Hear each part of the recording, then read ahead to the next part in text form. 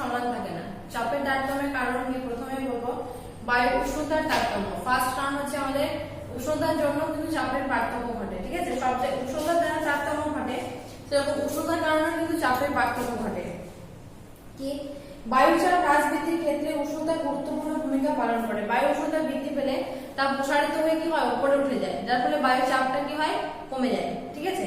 কিন্তু যদি আবার উষ্ণতা যদি হ্রাস পায় তখন কি হয়, ঘন এবং ভারী হয়ে যায়, ফলে চাপটা বৃদ্ধি পায়। যখন বায়ু উষ্ণতা যখন বৃদ্ধি পায় তখন কি হবে, তখন চাপটা কমে যায়। উষ্ণতা বৃদ্ধি পেলে চাপ কমে গিয়ে কি হয়, বায়ুটা উপর দিকে উঠে যায়, তার ফলে তখন চাপটা হ্রাস পায়। কিন্তু যখন উষ্ণতা যখন বৃদ্ধি পায় তখন তার চাপটা বৃদ্ধি পায়, কারণ সেটা সে বায়ুটা ভারী হয়, ভারী হওয়ার ফলে সে বায়ুটা নিচের দিকে নেমে আসে, যার ফলে চাপটা বৃদ্ধি পায়।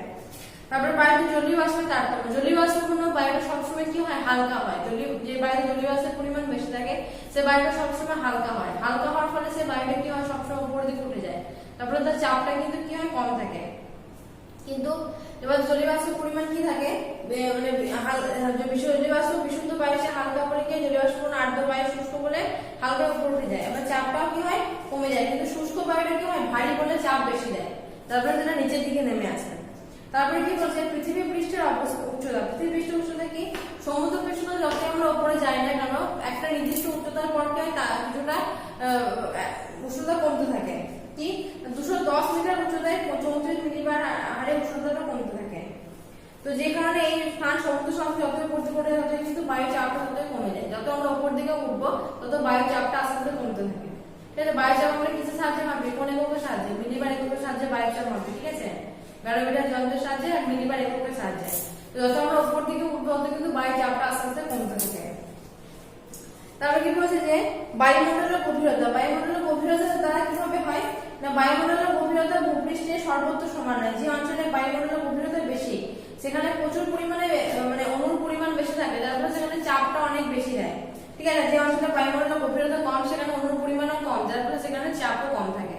তাহলে বায়ুমণ্ডলের গভীরতার উপর নির্ভর করে বায়ু চাপ কম বেশি হয়। যেখানে গভীরতাটা বেশি সেখানে অণুর পরিমাণ বেশি, যার ফলে সেখানে চাপ বেশি থাকে। আর যেখানে গভীরতা কম, যেখানে অণুর পরিমাণ কম, সেখানে বায়ু চাপটাও কম থাকে। তারপরে কি বলছে, স্থলভাগের বন্টন ও জলভাগের বন্টন। কি পৃথিবীর পৃষ্ঠের স্থলভাগ যত তাড়াতাড়ি গরম হয় তত তাড়াতাড়ি কি হয়, তাড়াতাড়ি এবার মানে জলও তত তাড়াতাড়ি গরম হয় না, ঠিক আছে। সেজন্য কি সর্বত্র ভূপৃষ্ঠের উপাদান সমান নয়, কাজে যেসব কারণে ভূপৃষ্ঠের বিভিন্ন স্থানে উষ্ণতার তারতম্য ঘটে, বিভিন্ন স্থানে বায়ু চাপের তারতম্য ঘটে। মানে স্থলভাগ যত তাড়াতাড়ি তাপটা গ্রহণ করে নেয়, জলভাগ তত তাড়াতাড়ি তাপ গ্রহণ করতে পারে না। তারপরে বিভিন্ন জায়গা থেকে চাপের পার্থক্যটা ঠিক বিভিন্ন রকমেরই হয়। তারপরে পৃথিবীর আবর্তন গতি। পৃথিবীর আবর্তন গতির ফলে কি ঘটে না, পৃথিবীর আবর্তন বেগ নিরক্ষীয় অঞ্চলে সব থেকে বেশি, নিরক্ষীয় রেখাতে সব থেকে পৃথিবীর আবর্তন গতির বেগ বেশি, যার ফলে কি বায়ুটা কি হয়, দুদিকে ছিটকে পড়ে। কিন্তু যত আমরা উপর দিকে উঠবো বা মেরুর দিকে যাবো তত আবর্তন বেগটা আস্তে আস্তে তত কি হয়, কমতে থাকে, কিন্তু তখন আবর্তন বেগটা অত বৃদ্ধি পায় না, ঠিক আছে। তো এটাই হচ্ছে আমাদের বায়ু চাপের তারতম্যের কারণগুলো কি কি বললাম। একটা হচ্ছে উষ্ণতার তারতম্য, একটা হচ্ছে উচ্চতার তারতম্য, মানে উপর দিকে উঠছে তার তাপমাত্রা মানে চাপটা কমতে থাকে। জলীয় বাষ্পের তারতম্য হচ্ছে আবর্তন গতি লক্ষ্য করা যাচ্ছে, বায়ুমণ্ডলের গভীরতা লক্ষ্য করা যাচ্ছে, আর স্থলভাগ জলভাগের বন্টনের উপর বায়ু চাপের তারতম্য লক্ষ্য করা যায়, ঠিক আছে। তো এবারে দেখো কি বলেছে এখানে, যে সমচাপ রেখা কাকে বলে। সমচাপ রেখা কাকে বলে না, ভূপৃষ্ঠের যে স্থানগুলো একই উচ্চচাপ যুক্ত অঞ্চল, মানে একই চাপযুক্ত অঞ্চল, সেই একই চাপযুক্ত অঞ্চলগুলোকে যে কাল্পনিক রেখা দ্বারা যোগ করা হয়, ঠিক আছে। কি বলছে যে উচ্চস্থানে বায়ু চাপকে সমুদ্র পৃষ্ঠে বায়ু চাপে পরিণত করে বছরের নির্দিষ্ট ভূপৃষ্ঠ সমচাপযুক্ত স্থানগুলোকে মানচিত্রে যে রেখা দ্বারা যুক্ত করা হয়, ঠিক আছে। ভূপৃষ্ঠের যে সমচাপযুক্ত স্থানগুলোকে মানচিত্রে যে রেখা দ্বারা যুক্ত করা হয় তাকে বলা হয় সমচাপ রেখা, ঠিক আছে। সমচাপ রেখা কি হয়, সমচাপ রেখা বিভিন্ন রকমের হয়, আলাদা আলাদা সমচাপ রেখা আঁকা হয়। সমচাপ রেখাগুলি বিভিন্ন অক্ষরেখার কাছে সমান্তরাল থাকে, পূর্ব পশ্চিমে অবস্থান করছে।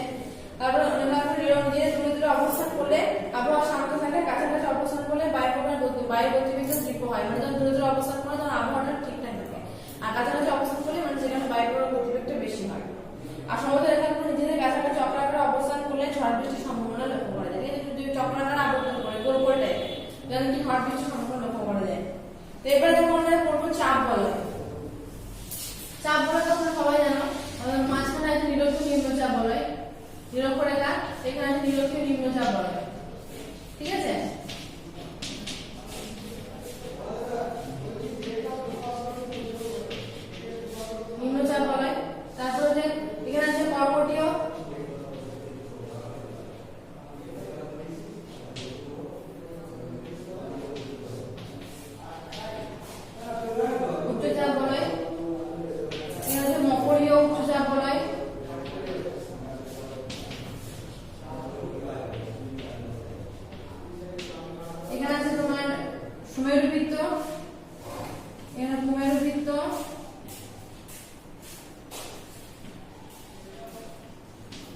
নিম্নচাপ, এখানে আছে সুমেরুবৃত্ত নিম্নচাপ,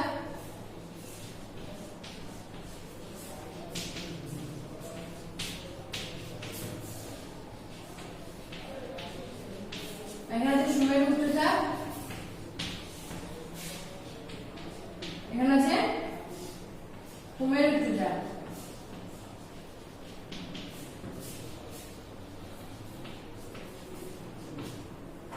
তো ফার্স্ট হচ্ছে এটা 0 ডিগ্রি,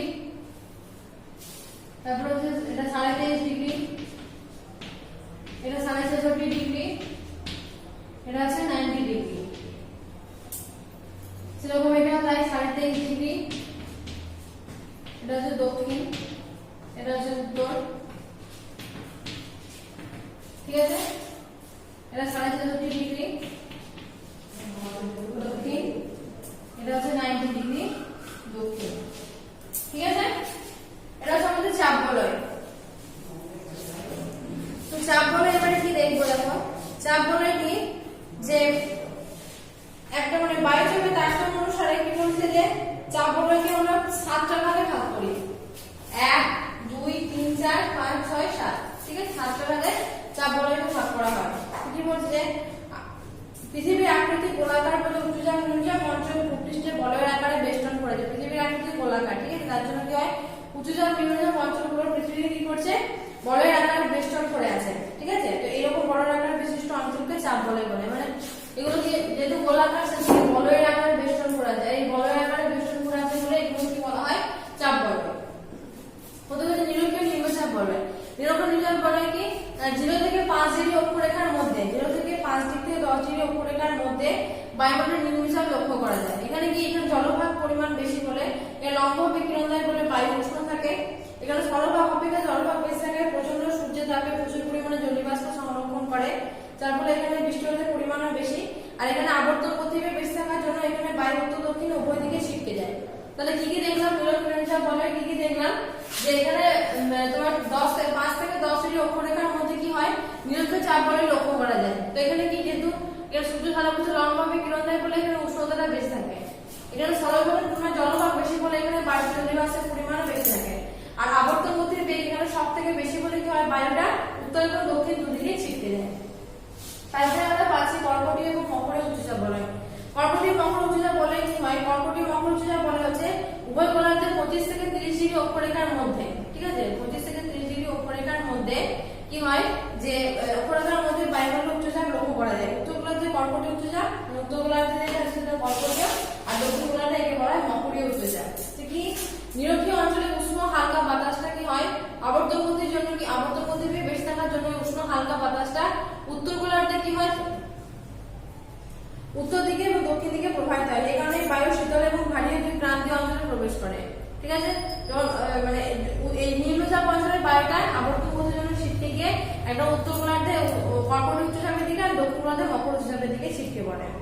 তারপর বলছে উভয় প্রান্তীয় অঞ্চলে বায়ু প্রধানত নিম্নমুখী বলে এই দুই অঞ্চলে বায়ু সমান্তরাল প্রবাহ বা পার্শ্ব প্রবাহ লক্ষ্য করা যায় না। অর্থাৎ এখানে বায়ুমণ্ডলে সর্বদা শান্ত অবস্থা বিরাজ করে। মানে এটা যে প্রান্তীয় অঞ্চল, কর্কটীয় মকরীয়, এই প্রান্তীয় অঞ্চলে উচ্চচাপের সৃষ্টি হয়, মানে কর্কটীয় উচ্চচাপ মকরীয় উচ্চচাপ। তো যেহেতু কর্কটীয় মকর উচ্চচাপ অঞ্চলে বায়ুটা কি সবসময় নিম্নচাপ অঞ্চলের দিকে নেমে আসে। তো যেহেতু কর্কটীয় মকর উচ্চচাপ অঞ্চলে বায়ুটা উচ্চচাপ, যেহেতু এখানে বায়ুতে মানে বায়ুটা শীতল ভারী হয়, সেজন্য কি হয় এই বায়ুটা সবসময় নিম্নচাপ অঞ্চলের দিকে নেমে আসে। তারপরে এখানে কি হয়, কোনো পার্শ্ব প্রবাহ লক্ষ্য করা যায়। পার্শ্ব প্রবাহ মানে পাশাপাশি প্রবাহ লক্ষ্য করা যায় না, নিচের দিকে নেমে আসছে এটা, ঠিক আছে, এরকম ভাবে কোনো পার্শ্ব প্রবাহ লক্ষ্য করা যায় না এটা, বা সমান্তরাল প্রবাহ লক্ষ্য করা যায় না। আর মেরুদেশ থেকে ঠান্ডা ও ভারী শীতল বাতাস এখানে এসে পড়ে কর্কটীয় মকর ও কাছাকাছি জায়গায় বায়ুচাপ বেড়ে যায় বলে এখানে উচ্চচাপের সৃষ্টি হয়। আবার এই যে এখান থেকে মেরুবৃত্ত নিম্নচাপ, এটা হচ্ছে ঠান্ডা, তো মেরুবৃত্ত প্রদেশীয় বায়ুটা এখান থেকে নেমে আসছে, আর মেরুবৃত্ত প্রদেশীয় বায়ুটা এখানে নেমে আসছে। তাহলে মেরুবৃত্ত প্রদেশীয় থেকে এটা নিম্নচাপ, এখান থেকে শীতল ও ভারী বাতাসটা কি করছে, এই বাতাসটা কর্কটীয় মকর উচ্চচাপে নেমে আসছে, যার ফলে এখানে কি হচ্ছে, যেহেতু এখানে নেমে আসছে বলে বায়ুচাপটা এখানে আস্তে আস্তে বেড়ে যাচ্ছে, যার ফলে এখানে কি হচ্ছে, উচ্চচাপের সৃষ্টি হচ্ছে। তারপরে কি হচ্ছে, উভয় মেরুবৃত্ত, তো এখানে দেখো কর্কটীয় মকর উচ্চচাপ বলে কি হচ্ছে, এখানে কর্কটীয় মকর উচ্চচাপ বলে কি হয়, এখানে যে 30 থেকে 25 থেকে 30 অক্ষরেখার মধ্যে কি এখানে কোনো পার্শ্ব প্রবাহ দেখা যায় না, ঠিক আছে। এখানে সবসময় কি হয় সমান্তরাল, এখানে পার্শ্ব প্রবাহ বা সমান্তরাল প্রবাহ দেখা যায় না, যার ফলে যখন পালতোলা জাহাজগুলো যখন এই জায়গা দিয়ে যখন প্রবাহিত যখন পেরোতো যখন পেরিয়ে যখন পালতোলা জাহাজগুলো পেরিয়ে যখন কর্কটে শান্ত বলে আসতো তখন এসে তারা কি হয় গতিহীন হয়ে পড়তো, যার ফলে তারা উত্তর আমেরিকা বা পশ্চিম ভারত দ্বীপপুঞ্জ থেকে আসা যে জাহাজগুলো ওই কি করতো জলের সংকটের জন্য যখন সে গতিহীন হয়ে পড়তো তখন জল সংকটের জন্য কি করতো বা খাদ্য সংকটের জন্য ওইখানে যে ঘোড়া যে জাহাজে করে যে অস্ত্রগুলোকে বোঝাই করে আনতো সে অস্ত্রগুলোকে সেখানে ফেলে দিত, যেহেতু সেখানে ভারটা কমানোর জন্য, মানে যেহেতু সেখানে গতিহীন হয়ে পড়তো সেখানে সবসময় শান্ত অবস্থায় বিরাজ করতো, মানে সেখানে পার্শ্ব প্রবাহ বা সমান্তরাল প্রবাহ লক্ষ্য না করার জন্য সেখানে সবসময় শান্ত প্রবাহ বিরাজ করতো, যার ফলে এখানে কি হতো ওইখানে এসে পালতোলা জাহাজগুলো গতিহীন হয়ে পড়তো, সেখান থেকে আর যাদের রওনা উদ্দেশ্যের পথে যেতে পারতো না, যার ফলে কি করতো সেখানে যেহেতু সেখান থেকে যেতে পারতো না সেহেতু সেখানে সেই ভার কমানোর জন্য, মানে জল সংকট এবং খাদ্য সংকট কমানোর জন্য কি করতো সেখান থেকে সেই জাহাজগুলোকে ফেলে দিত, যার ফলে ফেলে দেওয়ার ফলে সেখানে কি হতো সেটা সবসময় সেই যে অক্ষাংশটাকে কি বলা হতো অশ্বক্ষাংশ বলা হয়। এবার বলছি সুমেরু এবং কুমেরু বৃত্ত, দেখো সুমেরু এবং কুমেরু বৃত্ত কি উভয় মেরুবৃত্ত প্রদেশের কি উভয় গোলার্ধে 60 থেকে 70 ডিগ্রি 60 থেকে 70 ডিগ্রি অক্ষরেখার মধ্যে নিম্নচাপ বলয়ের সৃষ্টি হয়েছে, এদের মেরুবৃত্ত প্রদেশের নিম্নচাপ বলা হয়। সুমেরু এবং কুমেরু অঞ্চল উচ্চচাপ থেকে ঠান্ডা এবং ভারী বাতাসটা কি হয় যদি আবর্তন নদী, কারণ মেরু অঞ্চল থেকে ঠান্ডা ভারী বাতাসটা কি হয় মেরু প্রদেশে নেমে আসে, এখানে বায়ু প্রান্তীয় অঞ্চল থেকে বিক্ষিপ্ত হয় বলে বায়ুর পরিমাণ কমে যায় এবং বায়ুচাপ হ্রাস পায়, নিম্নচাপ সৃষ্টি হয়। যদি এখান থেকে বায়ুটা এখানে নেমে আসে, যার ফলে এখানে নেমে আসার ফলে কি হচ্ছে এখানে এই বায়ুটা যেহেতু ঠান্ডা বাতাসটা নেমে আসে যার ফলে শীতল এবং ভারী হয়ে আবার ছিটকে পড়ে উচ্চচাপ অঞ্চলে, মানে কর্কট এবং মকর উচ্চচাপ অঞ্চলে নেমে আসছে, যার ফলে এখানে বায়ুর পরিমাণটা কমে যাচ্ছে, তার ফলে বায়ুর পরিমাণ কমে গিয়ে হ্রাস পাচ্ছে বলে এখানে কর্কট এবং মকর উচ্চচাপ বলয়ের সৃষ্টি হচ্ছে, আর এই সুমেরু বৃত্ত এবং কুমেরু বৃত্ত প্রদেশে নিম্নচাপ বলয়ের সৃষ্টি হচ্ছে।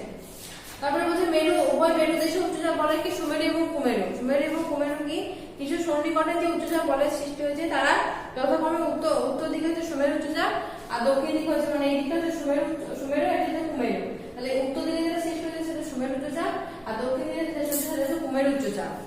তো কি উভয় মেরুবিন্দুর সন্নিকটে তীব্র শীত থাকায় এখানকার বায়ু প্রচন্ড শীতল ও ভারী হয়, এই অঞ্চলে সূর্যকিরণের অভাবে বায়ুতে জলীয় বাষ্পের পরিমাণ খুব কম থাকে, আর সর্বোপরি পৃথিবী আবর্তন গতির ফলে মেরুবৃত্তে নিম্নচাপ অঞ্চলের সৃষ্টি হয়, ঠিক আছে। মেরুবৃত্তে নিম্নচাপ বলয়ের সৃষ্টি হয়, আবার বায়ু যখন ছিটকে পড়ে উপরে উঠে দেয় এবং আবার নিচে নেমে আসে, মানে যেহেতু এখানে উচ্চচাপ বিরাজ করতে যায় বলে কি হয় ঠান্ডা যেখানে বাতাসটা ভারী থাকে তার ফলে সেই বাতাসটা কি নিচের দিকে নেমে আসে, আবার নিচের দিকে নেমে এসে কি হয় তখন ওই যে নিম্নচাপ অঞ্চলের দিকে সেই বাতাসটা ছিটকে যায়, ঠিক আছে। তারপরে কি হয় এখানে উচ্চচাপ অঞ্চলের সৃষ্টি হয়, কারণ যেহেতু ঠান্ডা সেহেতু সবসময় ঠান্ডা ভারী বাতাস শীতল, সেখানে উচ্চচাপের সৃষ্টি হয়, সেই উচ্চচাপ অঞ্চল থেকে ভারী বাতাসটা নিম্নচাপ অঞ্চলের দিকে ছিটকে পড়ে। এটা তোমার চাপ বলের অবস্থান পরিবর্তন এটাই। তারপরে দেখো আমাদের বায়ু প্রবাহ কি, এরপর আমরা পড়বো কি বায়ু প্রবাহ।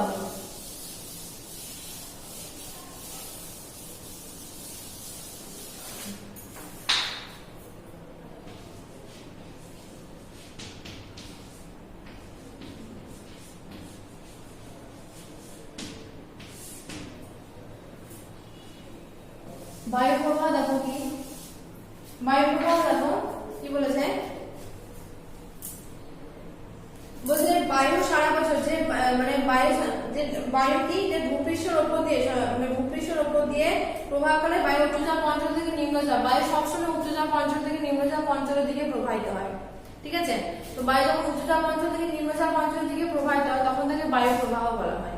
তো বায়ু প্রবাহের উপর ভিত্তি করে বায়ুকে 3টি ভাগে ভাগ করা হয়, ঠিক আছে। একটা হচ্ছে নিয়ত বায়ু,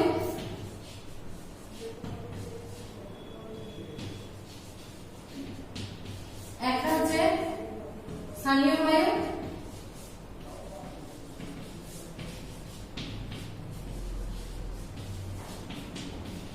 একটা হচ্ছে আকস্মিক বায়ু, মানে হঠাৎ করে যেটা আসে।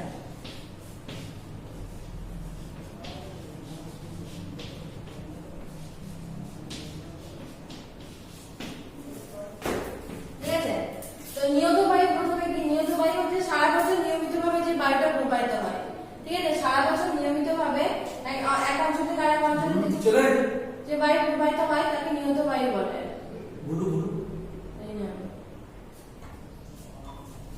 সারা বছর নিয়মিতভাবে যে বায়ু সারা বছর নিয়মিতভাবে নির্দিষ্ট পথে নির্দিষ্ট গতিতে ভূপৃষ্ঠ সমান্তরালে নির্দিষ্ট পথে নির্দিষ্ট গতিতে ভূপৃষ্ঠ সমান্তরালে যে বায়ুটা প্রবাহিত হয় সেটা হচ্ছে নিয়ত বায়ু।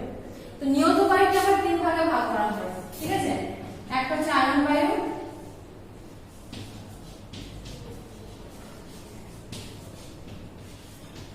একটা হচ্ছে পশ্চিমা বায়ু,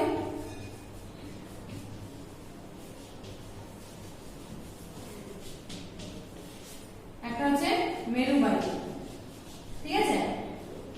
তো বায়ুকে আবার আয়ন বায়ুকে তিন ভাগে ভাগ করা আছে, আয়ন বায়ু, পশ্চিমা বায়ু আর মেরু বায়ু। আয়ন বায়ু প্রথমে দেখবো যে আয়ন বায়ু কোথায় লক্ষ্য করা যায়। আয়ন বায়ু কি কর্কটীয় এবং মকরীয় উচ্চচাপ অঞ্চল থেকে নিরক্ষ নিম্নচাপ অঞ্চলের দিকে সারা বছর ধরে যে বায়ু প্রবাহিত হয়। কর্কটীয় মকরীয় উচ্চচাপ থেকে নিরক্ষ নিম্নচাপ অঞ্চলের দিকে আমরা এটা আগে দেখেছি, এটা চাপ বলে, নিরক্ষীয় এটা কর্কটীয়,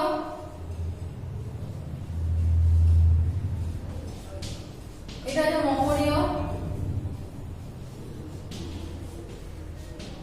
এটা সুমেরুবৃত্ত,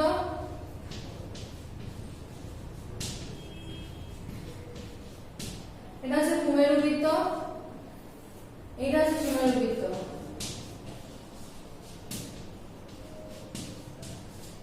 এটা হচ্ছে কুমেরুবৃত্ত আর এই জায়গাটা হচ্ছে কুমেরু, আর উপরের দিকটা আছে সুমেরু, ঠিক আছে, একদম উপরে এটা হচ্ছে সুমেরু। তো কর্কটীয় মকর উচ্চচাপ থেকে নিরক্ষ নিম্নচাপ বলয়ের দিকে, কর্কটীয় মকর উচ্চচাপ থেকে নিরক্ষ নিম্নচাপ বলয়ের দিকে যে বায়ুটা প্রবাহিত হয় তাকে বলা হয় কর্কটীয়, তাই বলা আয়ন বায়ু, ঠিক আছে। তো আয়ন বায়ু কি দেখো, আয়ন বায়ু হচ্ছে যে নিরক্ষ নিম্নচাপ অঞ্চল থেকে সারা বছর ধরে নিয়মিতভাবে এবং নির্দিষ্ট পথে প্রবাহিত বায়ু হচ্ছে আয়ন বায়ু। তো উত্তর গোলার্ধে আয়ন বায়ু উত্তর পূর্ব দিকে প্রবাহিত হয়, মানে এটা ফ্রেলের সূত্র অনুসারে উত্তর গোলার্ধের ডান দিকে এবং বা ঘড়িকাঁটার বিপরীত দিকে, আর দক্ষিণ গোলার্ধের বাঁ দিকে এবং ঘড়িকাঁটার দিকে প্রবাহিত হয়, ঠিক আছে। তো উত্তর গোলার্ধে সেটা কি হয়, উত্তর পূর্ব আয়ন বায়ু, দক্ষিণ গোলার্ধে সেটার নাম হচ্ছে দক্ষিণ পূর্ব আয়ন বায়ু। তো আয়ন বায়ু কি এটা বাণিজ্য বায়ু বলা হয়, কারণ 5 থেকে 25 অক্ষরেখা অঞ্চল কি হয়, এটা এখানে কি যেহেতু এখানে কোনো 5 থেকে 10 অক্ষরেখা মানে অঞ্চলে বলে, এখানে কি হয়, যেখানে বায়ু এখানে ফ্রেলের সূত্র অনুসারে ডান দিকে বেগে এবং মকর উচ্চচাপ অঞ্চলে বাঁ দিকে বেগে প্রবাহিত হয়, সেই বায়ু প্রবাহিত উত্তর গোলার্ধের বায়ু, দক্ষিণ গোলার্ধের বায়ু দক্ষিণ পূর্ব আয়ন বায়ু নামে পরিচিত। তো এখানে কি প্রাচীনকালে যখন পাতলা জাহাজ চলতো তখন এই জাহাজ সম্পূর্ণরূপে এই বায়ু প্রবাহের উপর নির্ভর করে যাতায়াত করতো, যেহেতু যখন এই জায়গাতে যখন আসতো তখন আয়ন বায়ুর উপর নির্ভর করে যেহেতু যাতায়াত করতো, যেহেতু তখন সেজন্য একে বাণিজ্য বায়ু বলে, মানে কারণ ওই পাতলা জাহাজগুলো আয়ন বায়ুর উপর নির্ভর করে চলাচল করতো, যার ফলে এটাকে বাণিজ্য বায়ু বলা হয়, বা এর অপর নাম হচ্ছে ট্রেড উইন্ড বলা হয়, ঠিক আছে। তারপর দেখো এগুলো হচ্ছে পশ্চিমা বায়ু। পশ্চিমা বায়ু কি কর্কটীয় মকরীয় উচ্চচাপ বলয় থেকে মেরুবৃত্ত প্রসার নিম্নচাপ বলয়ের দিকে, মানে এই কর্কটীয় এবং মকরীয় উচ্চচাপ থেকে সুমেরুবৃত্ত এবং কুমেরুবৃত্ত নিম্নচাপ বলয়ের দিকে যে বায়ুটা প্রবাহিত হচ্ছে সেটা হচ্ছে পশ্চিমা বায়ু। তো পশ্চিমা বায়ু 25 থেকে 60 ডিগ্রি, মানে 25 থেকে 60 ডিগ্রি অক্ষরেখার মধ্যে এই বায়ু প্রবাহিত হয়। তো পশ্চিমা বায়ু মেরুবৃত্ত প্রতিষ্ঠা দিকে অগ্রসরের কালে ফ্রেলের সূত্র অনুসারে উত্তর গোলার্ধের ডান দিকে বেগে দক্ষিণ পশ্চিমা বায়ু, আর দক্ষিণ গোলার্ধ দিকে বাম দিকে বেগে উত্তর পশ্চিম পশ্চিম বায়ু নামে পরিচিত। তো 40 ডিগ্রি অক্ষরেখা বরাবর এটাকে বলা হয় বর্ধনশীল 40, ঠিক আছে। 40 ডিগ্রি অক্ষরেখা বরাবর যে সশব্দে যে বায়ুটা প্রবাহিত হয় সেটা বর্ধনশীল 40, 50 ডিগ্রি অক্ষরেখা বরাবর প্রবাহিত যেটাকে বলা হয় ভয়ঙ্কর 50, আর 60 ডিগ্রি অক্ষরেখা বরাবর যেটা প্রবাহিত সেটাকে প্রধান মুহূর্ত 60 বলা হয়, ঠিক আছে। যেহেতু মানে 40 থেকে 60 ডিগ্রি অক্ষরেখার মধ্যে বায়ুটা প্রবাহিত হয়, যেহেতু এক একটা অক্ষরেখা এক এক রকম নাম। 40 ডিগ্রি অক্ষরেখার নাম বর্ধনশীল 40, 50 ডিগ্রি অক্ষরেখার নাম প্রধান মুহূর্ত 60, আর 60 ডিগ্রি অক্ষরেখা তীক্ষ্ণ চিৎকারকারী 60 বলা হয়। তারপরে দেখো মেরু বায়ু কি, মেরু বায়ু প্রান্ত উত্তর গোলার্ধে মোটামুটি 70 থেকে 80 ডিগ্রি অক্ষরেখার মধ্যে মেরু অঞ্চল থেকে সুমেরুবৃত্ত কুমেরুবৃত্ত নিম্নচাপ অঞ্চলের দিকে যে বায়ুটা প্রবাহিত হচ্ছে, ঠিক আছে। ফ্রেলের সূত্র এটা ডান দিকে বেগে উত্তর পূর্ব মেরু বায়ু, দক্ষিণ দিকে দক্ষিণ পূর্ব মেরু বায়ু নামে পরিচিত, তো এখানে দক্ষিণ গোলার্ধে মেরুবায়ু প্রভাবে কি হয়, মাঝে মাঝে মহাদেশের পূর্বে প্রবল ঝড় বৃষ্টি এবং বৃষ্টিপাত তুষারপাত ঘটে থাকে। এটা যে আমরা গেলাম হচ্ছে নিয়ত বায়ু, মানে নিয়ত বায়ু তিনটে ভাগ, আয়ন বায়ু, পশ্চিম বায়ু, মেরুবায়ু। আয়ন বায়ু কোন দিকে কত থেকে প্রবাহিত হয়, কর্কটে মকর উচ্চচাপ থেকে নিরক্ষীয় নিম্নচাপের দিকে। পশ্চিম বায়ু প্রবাহিত হয় কর্কটে মকর উচ্চচাপ থেকে সুমেরুবৃত্ত প্রদেশ ও কুমেরুবৃত্ত প্রদেশ নিম্নচাপের দিকে। আর মেরুবায়ু হচ্ছে সুমেরু এবং কুমেরু অঞ্চল থেকে সুমেরুবৃত্ত প্রদেশ ও কুমেরুবৃত্ত প্রদেশ অঞ্চলের দিকে। ঠিক আছে, তো এই পশ্চিম বায়ু যেহেতু যে 40 থেকে 60 লক্ষ রেখা আমাদের প্রবাহিত দেয়, এক এক লক্ষ রেখা এক এক রকম নাম নিয়েছে। আর এটা আর আয়ন বায়ু যেহেতু সেই সময় যেহেতু আয়ন বায়ুর উপর নির্ভর করে, যেহেতু তখনকার দিনে ব্যবসা বাণিজ্য চলতো, পালতোলা জাহাজগুলো আয়ন বায়ুর উপর নির্ভর করে তার গতি ঠিক করতো, তাদেরকে বাণিজ্য বায়ু বলা হয়। আর মেরুবায়ুর উপর নির্ভর করে কি হচ্ছে, মেরুবায়ু কি হচ্ছে, সুমেরু এবং কুমেরু উচ্চতার থেকে সুমেরুবৃত্ত প্রদেশ কুমেরুবৃত্ত প্রদেশ নিম্নচাপের দিকে বায়ুটা প্রবাহিত হচ্ছে। এই আয়ন বায়ু, পশ্চিম বায়ু, মেরুবায়ু সব বায়ুকে ফ্রেনেলের সূত্র অনুসারে উত্তর গোলার্ধে ডান দিকে বেঁকে বা ঘড়ি কাঁটার বিপরীত দিকে এবং দক্ষিণ গোলার্ধে বাঁ দিকে বেঁকে এবং ঘড়ি কাঁটার দিকে প্রবাহিত হয়। ঠিক আছে, এবার হচ্ছে সাময়িক বায়ু কি। সাময়িক বায়ু হচ্ছে, সাময়িক বায়ু সম্পর্কে আমরা জানি, সাময়িক বায়ু হচ্ছে কি,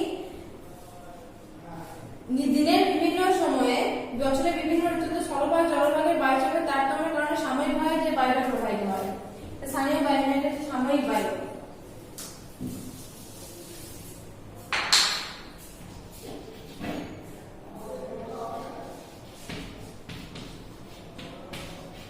সাময়িক বায়ু এটা যে বছরের বিভিন্ন দিনের বিভিন্ন সময়ে, ঠিক আছে, দিনের বিভিন্ন সময়ে বছরের বিভিন্ন ঋতুতে, দিনের বিভিন্ন সময় এবং বছরের বিভিন্ন জলভাগের উপরে কি হয়, জলভাগের বায়ুচাপের তারতম্যের কারণে সাময়িকভাবে যে বায়ুটা প্রবাহিত হয়। ঠিক আছে, তাহলে দিনের বিভিন্ন সময়ে এবং বছরের বিভিন্ন ঋতুতে স্থলভাগ জলভাগের তারতম্যের উপর যে বায়ুটা প্রবাহিত হয় তাকে বলা হয় সাময়িক বায়ু। সাময়িক বায়ুর মধ্যে একটা হচ্ছে সমুদ্র বায়ু, একটা হচ্ছে স্থলবায়ু। তো সমুদ্র বায়ু কি রকম হয়, যে দিনের বেলায় কি হয়, স্থলভাগটা বেশি উত্তপ্ত হয় জলভাগের থেকে। দিনের বেলায় স্থলভাগ বেশি উত্তপ্ত হয়, রাত্রে বেলায় কি হচ্ছে, স্থলভাগটা তাড়াতাড়ি তাপ বিকিরণ করে দেয়। তো দিনের বেলায় যখন স্থলভাগ যখন বেশি উত্তপ্ত হয়, তখন স্থলভাগ থেকে উষ্ণ আর্দ্র বাতাসটা কি হয়, ওই যে জলভাগের উপর যখন উচ্চচাপের সৃষ্টি হয়, তখন ওই স্থলভাগ থেকে বাতাসটা, উষ্ণ বাতাসটা জলভাগের দিকে প্রবাহিত হয়। স্থলভাগ থেকে যখন জলভাগের দিকে যে বায়ুটা প্রবাহিত হয় সেটা হচ্ছে সমুদ্র বায়ু। ঠিক আছে, আর রাত্রিবেলা বা বিকালের সন্ধ্যার পর থেকে কি হয়, স্থলভাগটা আস্তে শীতল থাকে, কিন্তু জলভাগটা সেই পরিমাণ তাপ বিকিরণ করতে পারে না, যার ফলে জলভাগের সময় তখন কি হয়, জলভাগের উপর সেই সময় উষ্ণ বায়ু থাকে, উষ্ণ বায়ু বিরাজ করে। সেই উষ্ণ বায়ুটা কি হয়, স্থলভাগের দিকে সন্ধ্যার পর সেই জলভাগের যে উষ্ণ বায়ুটা স্থলভাগের দিকে প্রবাহিত হতে শুরু করে, সেটা হচ্ছে স্থলবায়ু। তা দেখো কি বলছে, যে সন্ধ্যার পর স্থলভাগ থেকে সমুদ্র হ্রদ অথবা জলভাগের দিকে প্রবাহিত বায়ুকে স্থলবায়ু বলা হয়। ঠিক আছে, স্থলভাগ থেকে যখন সমুদ্রের দিকে প্রবাহিত হচ্ছে যে বায়ুটা, সেটা হচ্ছে যে স্থলবায়ু। আর সমুদ্র বায়ু কি, দিনের বেলায় সমুদ্র হ্রদ বেশি জলভাগ থেকে স্থলভাগের দিকে প্রবাহিত বায়ু হচ্ছে সমুদ্র বায়ু। এরপরে কি হচ্ছে, সমুদ্র বায়ুর প্রভাবে সমুদ্রের উপর বেশি জলবায়ু সম্ভাবনা জলবায়ু লক্ষ্য করা যায় সমুদ্র বায়ুর প্রভাবে। এবার দেখো কি বলেছে, এর পার্বত্য বায়ু, উপত্যকা বায়ু। পার্বত্য বায়ুকে আমরা দুই ভাগে ভাগ করি। সাময়িক বায়ুর মধ্যে পড়ছে পার্বত্য বায়ু, উপত্যকা বায়ু, স্থলবায়ু, সমুদ্র বায়ু, পার্বত্য বায়ু, উপত্যকা বায়ু। তো পার্বত্য বায়ু যেটা হয়, সেই পার্বত্য বায়ুকে আমরা দুই ভাগে ভাগ করি। ঠিক আছে, একটা হচ্ছে অ্যানাবেটিক,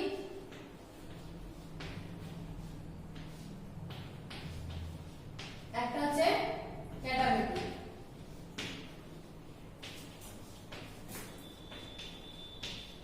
অ্যানাবেটিক বায়ু কি, যখন দিনের বেলায় কি হয়, পাহাড়ি অঞ্চলে রাতের বেলায় পাহাড়ি চূড়া বা কি বলছে পাহাড়ি, দিনের বেলায় রাতের বেলায় কি হয়, দিনের বেলায় যখন সূর্যের তাপ যখন বেশি থাকে, তখন পর্বতের ঢালটা পর্বতের উপত্যকার মাঝখানের থেকে বেশি উত্তপ্ত হয়। পর্বতের ঢালটা, ঠিক আছে, ঢালের দিকটা, পর্বতের যে পাহাড়ের যে ঢালটা, এটা মনে করো পাহাড়, এই ঢালটা কি হয়, এই যে ঢালের এই যে অংশটা, এটা হচ্ছে বেশি উত্তপ্ত হয় দিনের বেলায়। ঠিক আছে, দিনের বেলায়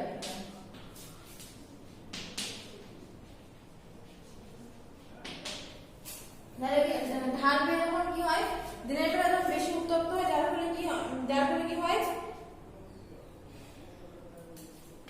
উত্তপ্ত হওয়ার পরে এই নিচের দিকে বায়ুটা উপর দিকে উঠতে থাকে। ঠিক আছে, তখন যেহেতু ঢালটা বেশি উত্তপ্ত হয়, সেহেতু কি হয়, এই বায়ুটা নিচ থেকে উপরের দিকে উঠতে থাকে। এটাকে বলা হয় অ্যানাবেটিক বায়ু। আর রাত্রেবেলা কি হয়, পর্বতের ঢালের থেকে উপত্যকা অঞ্চলে বেশি উত্তপ্ত মানে উষ্ণ থাকে, যার ফলে কি হয় ওই বায়ুটা আস্তে আস্তে নিচের দিকে নামতে থাকে উপত্যকা অঞ্চলে। তো নিচ থেকে যখন উপর থেকে যখন নিচের দিকে নামে তখন তাকে ক্যাটাবেটিক বায়ু বলা হয়। মানে রাত্রেবেলা যখন পাহাড়ের ঢালটা যখন শীতল হয়ে যায় তখন উপত্যকা অঞ্চল থেকে শীতল বাতাসটা তখন উপর থেকে নিচের দিকে নামতে থাকে। দিনের বেলাতে উষ্ণ হয় বলে নিচ থেকে উপরের দিকে উঠতে থাকে, মানে পর্বতের ঢালের বাতাসটা উষ্ণ থাকে যার ফলে নিচ থেকে উপরের দিকে উঠতে থাকে, সেটাকে বলা হয় অ্যানাবেটিক বায়ু। আর যখন রাতের বেলা তখন কি হয় বাতাসটা শীতল হয়ে যায়, যার ফলে শীতল হয়ে গেলে শীতল বাতাস ভারী হয়ে যায়, যার ফলে পর্বতের ঢাল যেটা উপর থেকে নিচের দিকে নামতে থাকে সেটাকে বলা হয় অ্যানাবেটিক বায়ু। ঠিক আছে, অ্যানাবেটিক মানে হচ্ছে নিচ থেকে উপরের দিকে উঠছে, নিচ থেকে উপরে বায়ু, বায়ু নিচ থেকে উপরে, এটা হচ্ছে অ্যানাবেটিক। অ্যানাবেটিক হচ্ছে বায়ু উপর থেকে নিচে নামছে। ঠিক আছে, এটা হচ্ছে অ্যানাবেটিক বায়ু। এবার দেখো স্থানীয়, এবার আমরা পড়বো হচ্ছে স্থানীয় বায়ু। ঠিক আছে, এখন সাময়িক বায়ু, তারপর আমরা পড়বো স্থানীয় বায়ু। স্থানীয় বায়ু কি?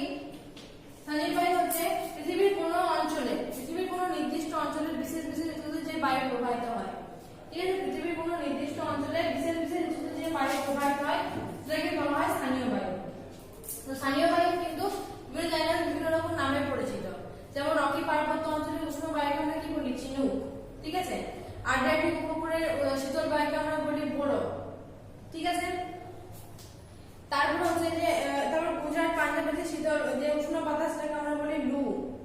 আফ্রিকার লিবিয়া মরুভূমিতে উষ্ণ বাতাসটাকে আমরা বলি শিরোক্কো। ঠিক আছে, এক এক জায়গাতে। তারপরে হচ্ছে ইউরোপে আল্পস পর্বতে যে শীতল বাতাস সেটাকে আমরা বলি ফন। তারপরে ইউরোপে আল্পস পর্বতে যে শীতল বাতাস সেটাকে বলি মিস্টাল। তাহলে স্থানীয় বায়ুকে পৃথিবীর বিভিন্ন অঞ্চলে কোনো কোনো অঞ্চলে নির্দিষ্ট সময়ে যে বায়ুটা প্রবাহিত হয়, কোনো যে বিশেষ অঞ্চলে সেই বায়ুটাই প্রবাহিত হয় সেটাকে আমরা বলি স্থানীয় বায়ু। স্থানীয় বায়ু রকি পার্বত্য অঞ্চলে উষ্ণ বায়ুটাকে কি বলি? চিনুক। তারপরে হচ্ছে যে ফনটাকে বলি ইউরোপে আল্পস পার্বত্য অঞ্চলে শীতল বাতাসকে আমরা বলি, উষ্ণ বাতাসটাকে আমরা বলি ফন।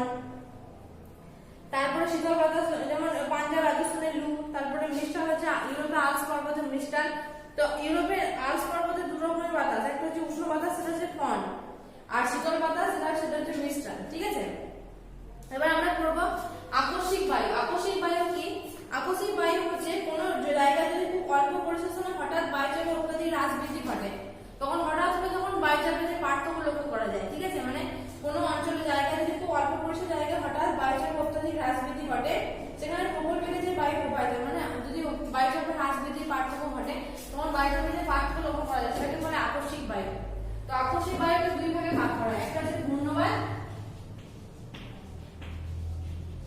একটা হচ্ছে প্রতি ঘূর্ণবায়ু।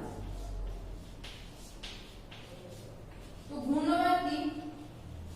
ঘূর্ণবায়ু হচ্ছে যে কোনো একটা জায়গায় যদি কেন্দ্রে নিম্নচাপ এবং বাইরে যদি উচ্চচাপের সৃষ্টি হয় তখন কেন্দ্র থেকে সেই বাতাসটা কোনো একটা অল্প পরিসর স্থানে যখন এটা একটা অল্প পরিসর জায়গা, ঠিক আছে, এখানে কেন্দ্রে লো প্রেসার সৃষ্টি হয়েছে আর বাইরে আছে হাই প্রেসার, এই হাই প্রেসার। ঠিক আছে, তো এই নিম্নচাপ অঞ্চল থেকে মানে কেন্দ্রীয় নিম্নচাপ থেকে বাইরে উচ্চচাপ অঞ্চল থেকে যে বাতাসটা প্রবাহিত হয় সেটাকে বলে ঘূর্ণবায়ু। এই ঘূর্ণবায়ুর জন্য কি হয়? বাইরে প্রচুর মানে ক্ষয়ক্ষতি হয়ে থাকে, প্রচুর মানে ক্ষতি অবস্থার সৃষ্টি হয়, কারণ যেহেতু এখানে প্রচুর ঝড়ের গতিবেগ বেঁচে থাকে যার ফলে প্রচুর ক্ষয়ক্ষতির সম্ভাবনা, মানুষের প্রাণহানিও ঘটতে পারে। কারণ যেহেতু এখানে অল্প পরিসর জায়গাতে এখানে কি হয়? নিম্নচাপের সৃষ্টি হয় কেন্দ্রে, সেই কেন্দ্র থেকে উষ্ণ আর্দ্র বাতাসটা তীব্র বেগে উচ্চচাপ অঞ্চলের দিকে ছুটে যায়, যার ফলে এখানে প্রচুর পরিমাণে ক্ষয়ক্ষতি হয়। তো কি হচ্ছে? বায়ুটা উত্তর গোলার্ধে ঘড়িকাঁটার বিপরীত দিকে প্রবাহিত হয়, দক্ষিণ গোলার্ধে ঘড়িকাঁটার দিকে বা ডান দিকে প্রবাহিত হয়। ঘূর্ণবায়ু ক্ষণস্থায়ী কিন্তু প্রবল গতিবেগ সম্পন্ন, এখানে ক্ষয়ক্ষতির মাত্রাটা অনেক বেশি হয়। আর ঘূর্ণবায়ু দ্রুত স্থান পরিবর্তন করে, ক্রান্তীয় ঘূর্ণবায়ু ধ্বংসের প্রতি হয়, মানে ঘূর্ণবায়ু একটা নির্দিষ্ট জায়গাতে স্থায়ী থাকে না। ঠিক আছে, খুব দ্রুত স্থান পরিবর্তন করে, কিন্তু তীব্রতা অনেক বেশি এবং ক্ষয়ক্ষতির মাত্রাটা অনেক বেশি হয়। ঘূর্ণবায়ুকে আবার দুই ভাগে ভাগ করা হয়, একটা ক্রান্তীয় ঘূর্ণবায়ু, একটা হচ্ছে নাতিশীতোষ্ণ ঘূর্ণবায়ু। ক্রান্তীয় ঘূর্ণবায়ু কি? কর্কটক্রান্তি মকরক্রান্তি রেখায়, কর্কটক্রান্তি মকরক্রান্তি রেখার কাছে ঘূর্ণবায়ুর সৃষ্টি হয়। এখানে কি হয়? 6 থেকে 20 ডিগ্রি অক্ষরেখার ঘূর্ণবায়ু দেখা যায়। এখানে উষ্ণ আর্দ্র মধ্যমুখী নিম্নচাপের সৃষ্টি হয়, যার ফলে এখানে ঘুরতে ঘুরতে নিম্নচাপ কেন্দ্রের দিকে ছুটে আসে, এরপরে যে ঘূর্ণবায়ুর সৃষ্টি হয়। ঠিক আছে,